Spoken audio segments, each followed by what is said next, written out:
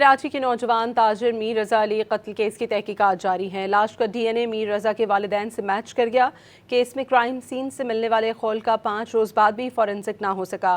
وکیل جبران ناصر کا کہنا ہے کہ میر رضا کی شناخت مٹانے کے لیے تیزاب پلایا گیا۔ صرف ایک سرکاری آفیسر پولیس سرجن نے 11 روز میں اپنا کام صحیح طریقے سے کیا۔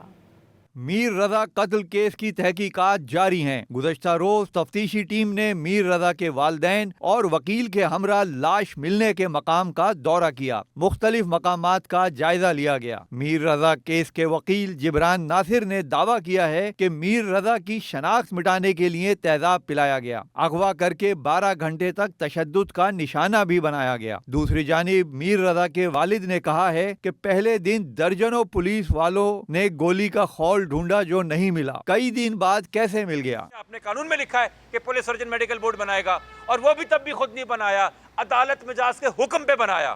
واحد افسر نے پورے 11 دن میں ایک سرکاری افسر نے اپنا کام کیا ہے۔ یہی چیز ہماری 31 یا 1 کو بن جاتی تو آئی تھنک کہ ہمیں قبر کشائی کی طرف بھی نہیں جانا پڑتا، مگر ہم آج جس جگہ پہ پہنچے ہیں، جس جگہ پہ آئے ہیں، تو آج ہمیں تھوڑی سی سیٹسفیکشن ملی ہے۔